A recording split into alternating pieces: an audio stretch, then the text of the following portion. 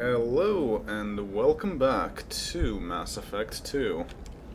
We are on Ilium, and for the squad I actually want to take Jack and Samara. And we actually have some squad points to expend. Warp ammo is pretty good. And Reeve damages target's nervous or synthetic systems to prevent healing. Restores health and gives a temporary health bonus when the power is used against organics. Reeve also does double damage to armor and barriers. Pretty good. Heavy Reeve. The biotic focuses on snuffing out a single target's life, increasing the Reeve's strength, duration, and damage. Or the biotic becomes a vortex of life, increasing the Reeve's radius to affect multiple targets. Technically the damage is the same, it's just the duration, so either more duration or larger radius, and I think radius makes more sense against husks, and that's the main reason why we'd want a biotic in our party.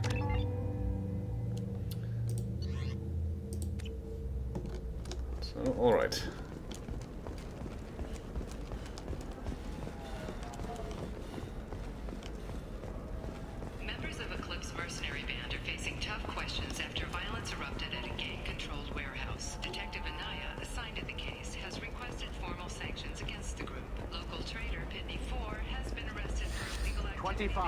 Sell at 25.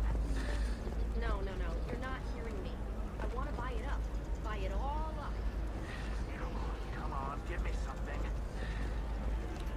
Lots of money here. Soft people who'd make good victims. If I knew you were contemplating something illegal, I would be bound to stop you.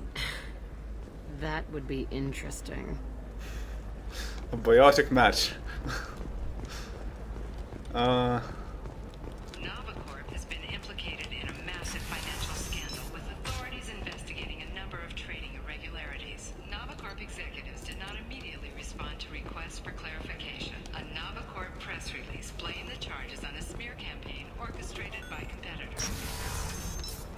So, nothing in Liara's room. I can't believe how lovely your scalp looks. Lovely and symmetrical. You want to know a secret? I had it done a few years back.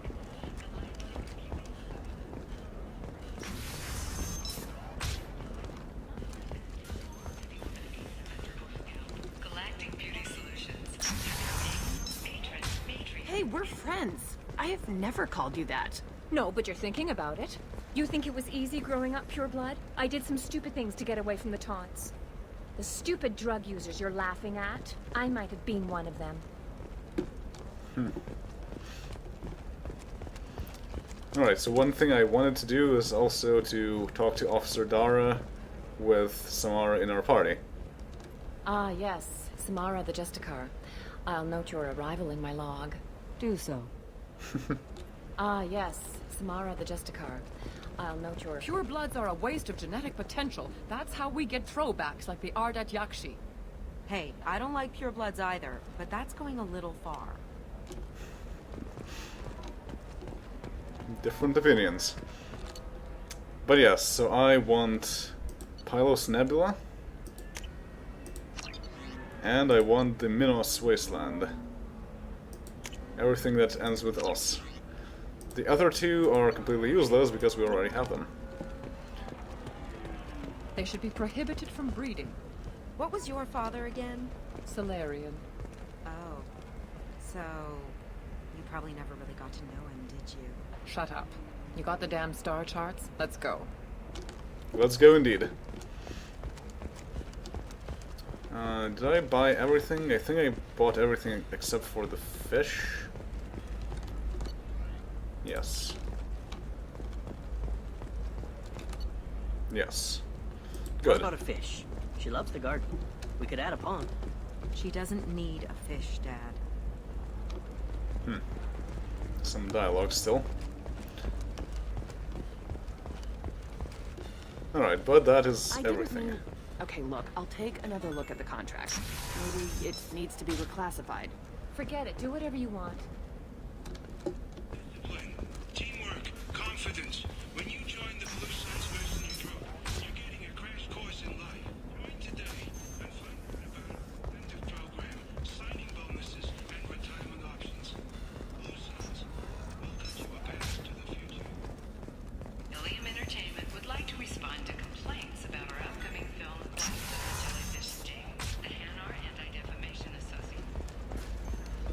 Yep. The jellyfish stings. Hanar, the first... Blasto, the first Hanar Spectre, is a thing.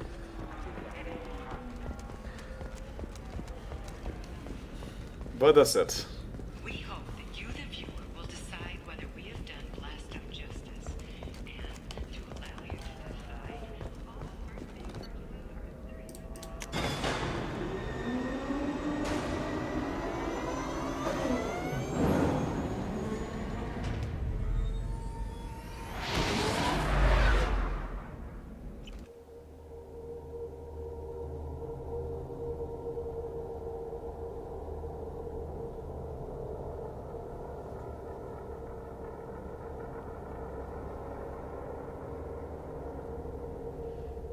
Still a lot of loading time. But yeah, so we got the star charts, and we are headed for the Pilus Nebula.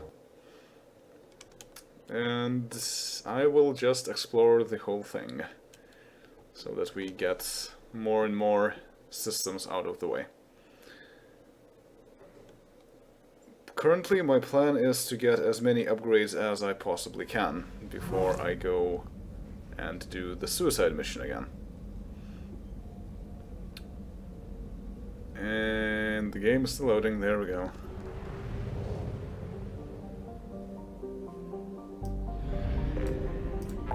Alright, so where is this Pilus Nebula? Minos... Shadow Sea... Oh.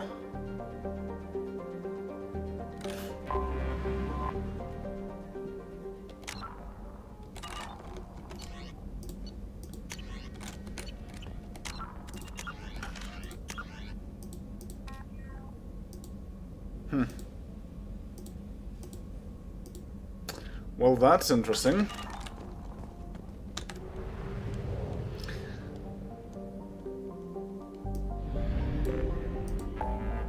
So as you can see, Pilus Nebula is already highlighted and it says save crashing ship.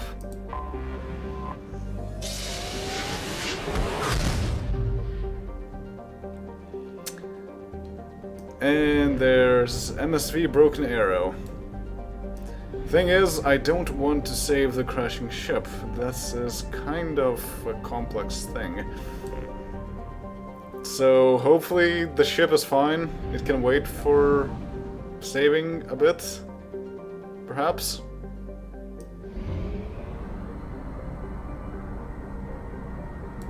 And there's another system there. Let's go explore other places. Rhysaris, an airless rock of mixed light ores.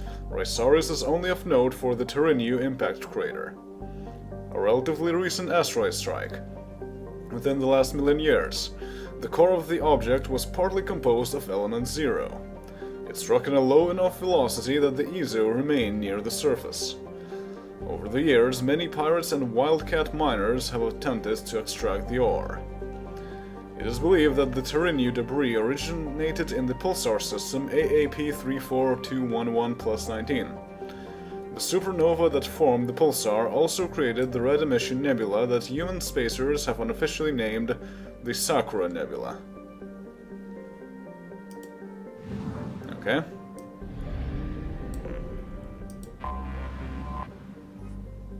Anedia. Anedia is a small ice body with very low density. Its mass is only 4% that of Earth. It appears to be composed mainly of carbon and water ice, but over the millennia it has accrued a trace atmosphere of krypton and xenon. While Anedia's gravity is weak enough that a cruiser could land on it safely, there is no particular reason one would want to. Pirates have been known to land to recover ice for cracking into hydrogen and oxygen. One area in the southern hemisphere, the so-called Anedian Scrapes, is so frequently used for this purpose that higher albedo raw ice can be easily seen from orbit. Interesting. Is that so? Can we see it on the actual planet? Not so much, because the south is mostly just not visible altogether. But in any case, we're not doing any mining anymore. Boro. Boro is a young Volus colony world settled in defiance of a threat by Terminus pirate groups. The pirates, who can't use the word themselves, have suggested that the Volus hire them to protect the colony. The Volus responded by requesting military protection from their Turian allies. Although uncomfortably hot by Volus standards, Boro has the rare combination of high pressure and ammonia ecology Volus require. Development of the colony is proceeding rapidly. Colony founded 2180. Population 1617. The capital is Yela. So quite far away. Long orbital period. Radius is slightly largish. Day length is a bit long, but still not too bad. Pressure is a bit high. Temperature is pretty cold, but apparently it's too hot for the Volus. Good to know. And surface gravity is pretty high.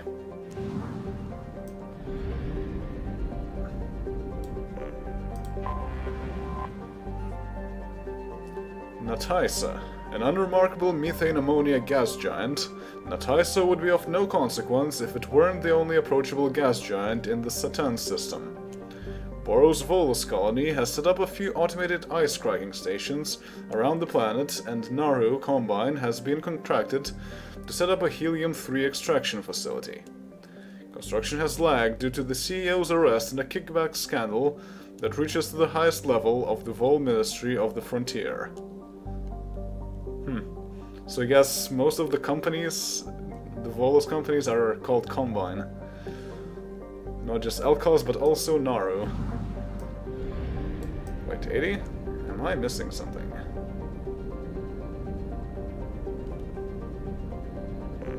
Huh. The star itself? Sort of? Yes, in fact. Russell. Russell is a massive hot Jupiter gas giant that whips around the star Saturn once every 4.5 days. Like most planets of its type, it migrated inwards from its initial position in the system, thought to be around 0.3 astronomical units. Russell is one of the few close-orbiting gas giants to show a marked temperature difference in its sun-facing and dark-side hemispheres. The atmosphere absorbs and re-radiates Saturn's heat too quickly for winds to carry the heat to the dark side.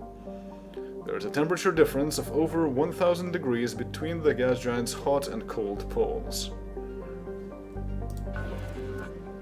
Moderate. I wonder how the probes don't just, melt. But okay. Oh man, it's a ghost planet.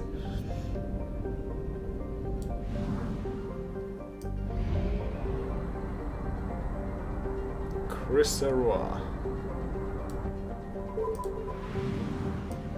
Oh, big place.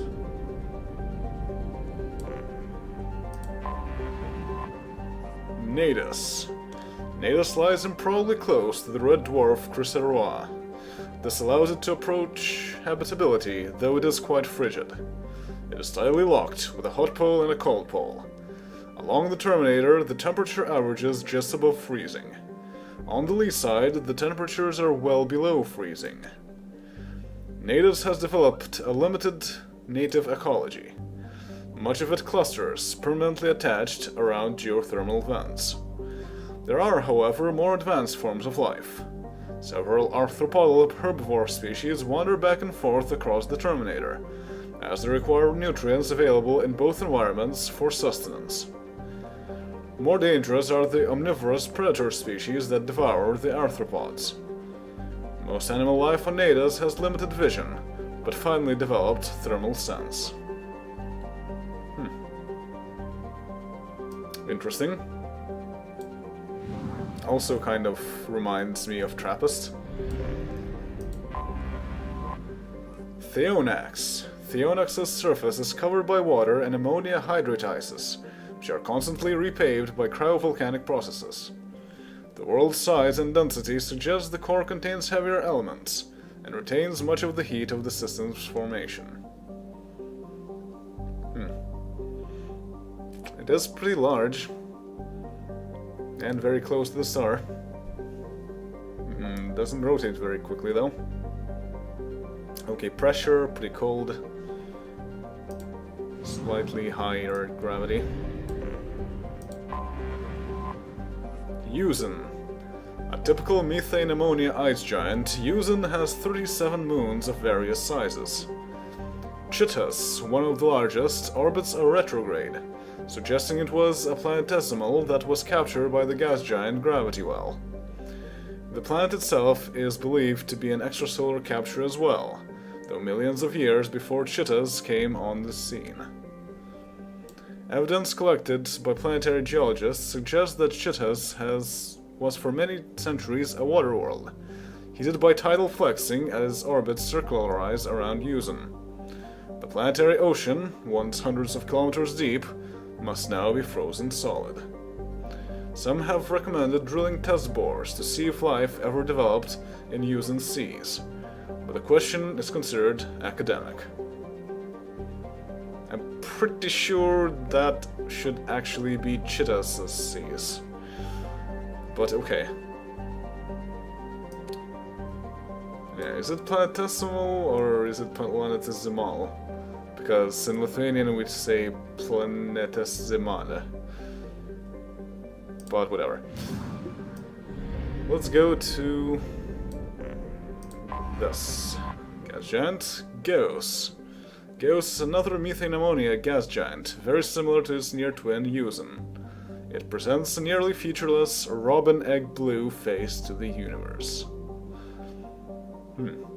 Quite robin. And lastly, another gas giant. Tennoth. Tennoth is little more than a glorified ice dwarf that has drifted inwards from Chrysaor's Oort cloud over the millennia. Its extremely elliptical orbit is ultimately unstable. Computer projections suggest it will impact the atmosphere of Gauss in a few billion years. Yeah, pretty cold.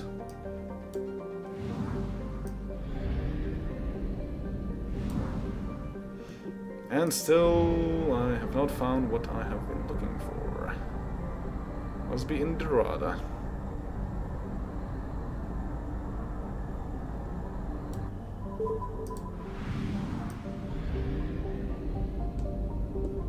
Ooh, that is a pretty large star.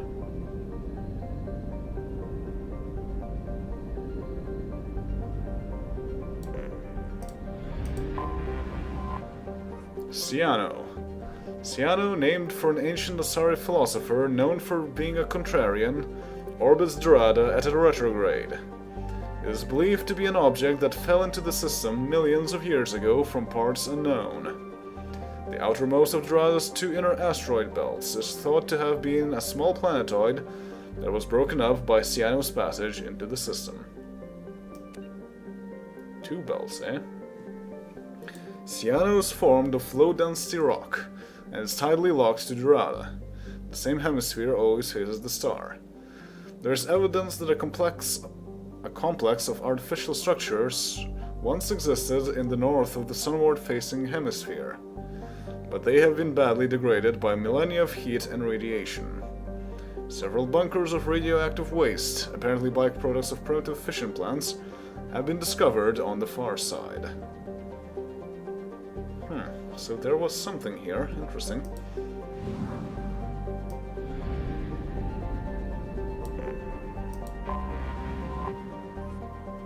Thanusi is a small barren rock. Though there is evidence that it once had an atmosphere of carbon dioxide, only trace amounts of krypton and xenon remain. Like Ciano, it is tidally locked to Dorada. Yeah, it's pretty small.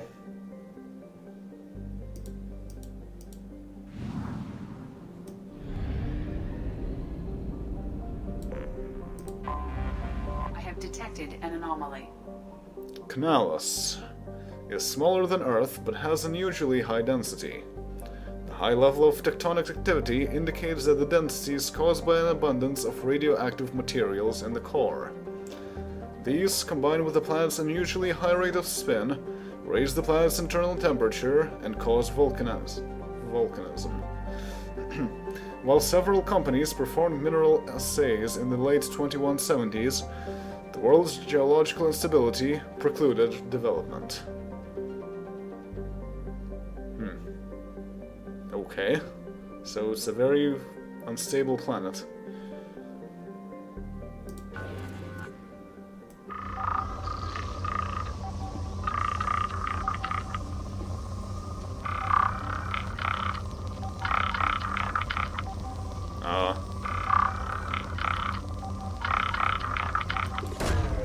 Launching probe. Scans have found something. Anomaly detected. Sensors detecting anomalous weather patterns on the planet's surface. Geth activity detected. Recommend extreme caution. So, there's Geth here. Well, we'll go there. But first, I want to finish reading the description of all these planets. Zeth. Zeth is a common hydrogen-helium gas giant. An abundance of sulfur in the upper atmosphere gives it distinct yellow stripes. Yeah, pretty common.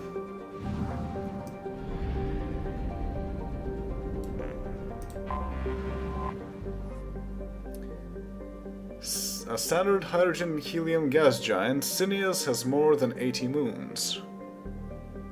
Apparently none of them are very interesting. And it's also pretty standard, but also has a ring system. And there's another ghost planet. Viressa.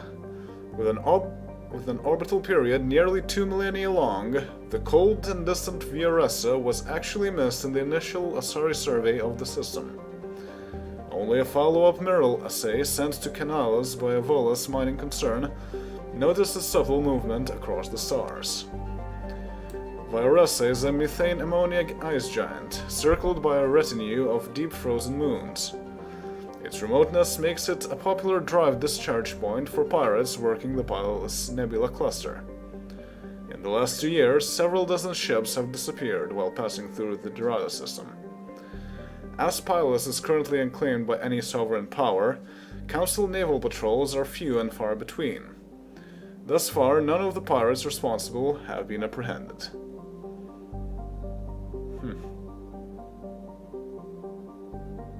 Well, I guess that makes sense. Alright, well, we do still have a bit of time, so let's go to Canalus. And disable geth device? Question mark? Oops. Wrong button. N7. Anomalous weather detected. Anomalous weather patterns on planet Canalus seem connected to geth activity on the planet's surface. Investigate geth activity. Well, let's do that. So obviously there's going to be geth, so I want to take people who are good against geth.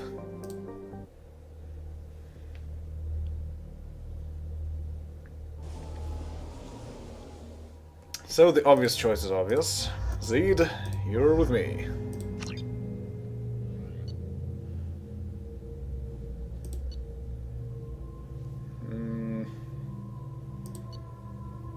Yeah, that works.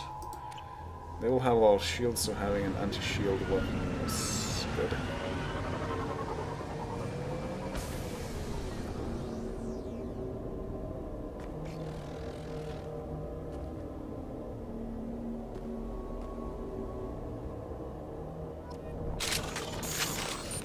Disable the geth climate change device.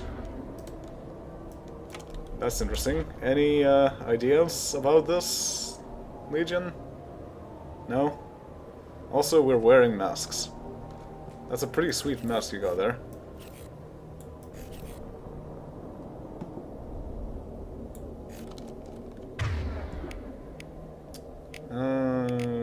Yeah. But this visibility is terrible. Why is it so terrible? I cannot use sniper rifles effectively in this case. That said, my squad members might be able to.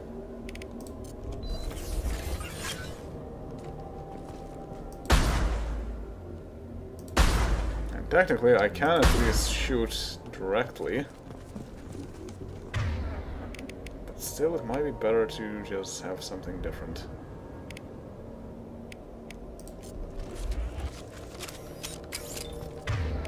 Also, of course, I want structure ammo. This is pretty important. Objective is that way, which means I want to go everywhere but that way.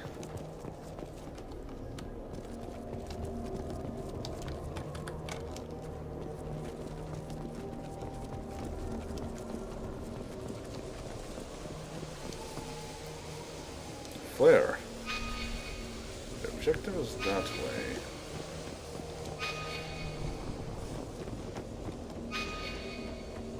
But now it's that way? What? Okay, let's go the other way then. Aha! There's resources. Something over here. This does not look refined to me, but okay. Another flare. Uh-oh.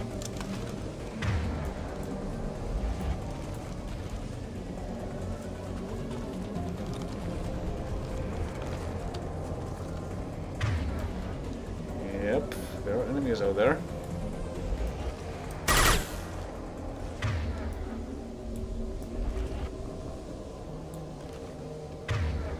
I cannot see them.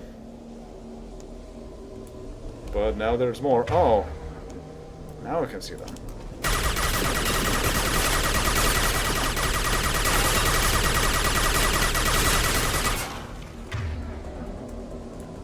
I should actually use my sniper rifle. Taking hits. Taking hits. Because thanks to the flashlight eyes,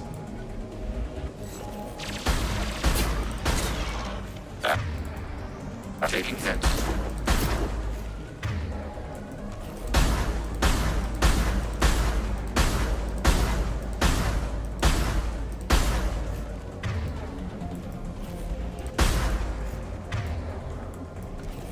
Under fire. Target processed. I have no idea what I'm shooting at, but it seems to be working. And there's more. Taking hits. Abundant and bad.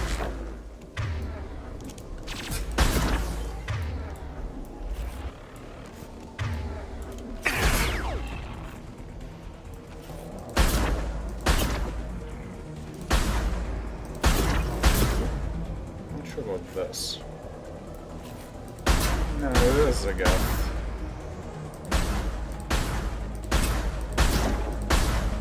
I'm not dealing enough damage to make their shields go down,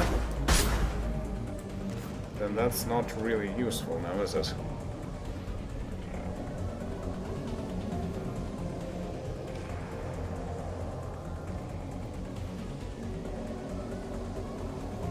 I think I got one of them down.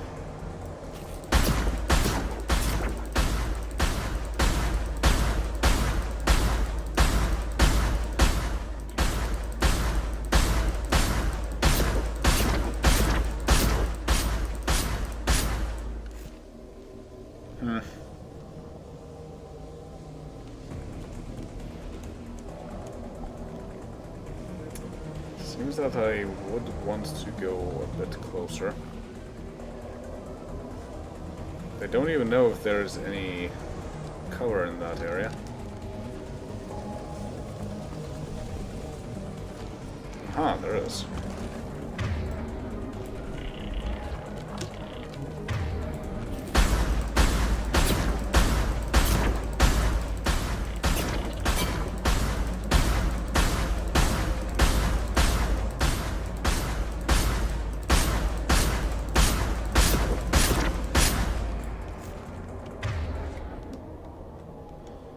Okay, look. Go forward. Moving to cover. Acknowledged. 12 o'clock.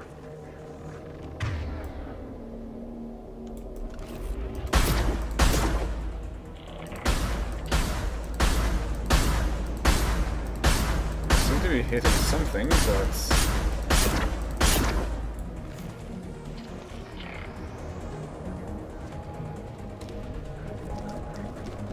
I think they're regenerating all the shields. Geth Hunter, eh? Oh.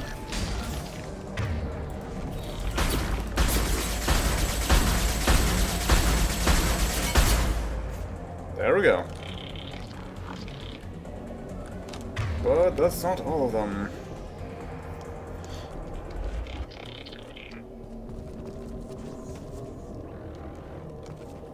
Ah, I see them.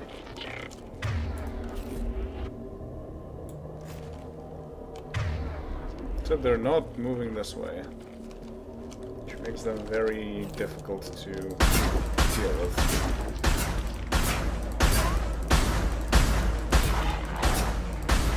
Okay, one is down.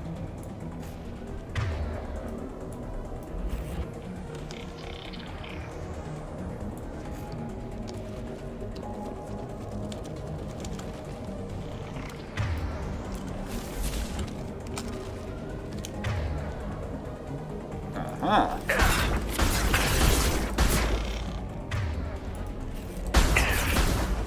Oh, come on.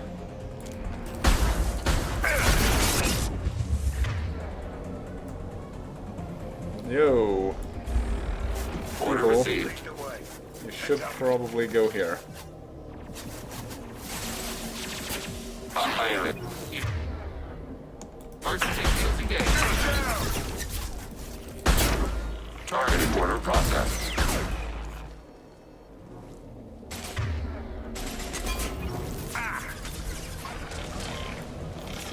Initiating systems hack.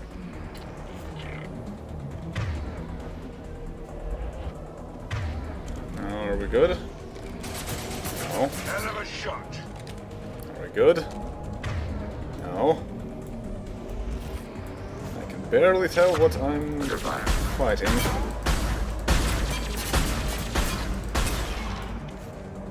Are we good now? Yes. Alright, well that will be all for now, and next time we will be wandering around in the fog some more. See you all then. Heretic Station. These guys are probably heretics. Later.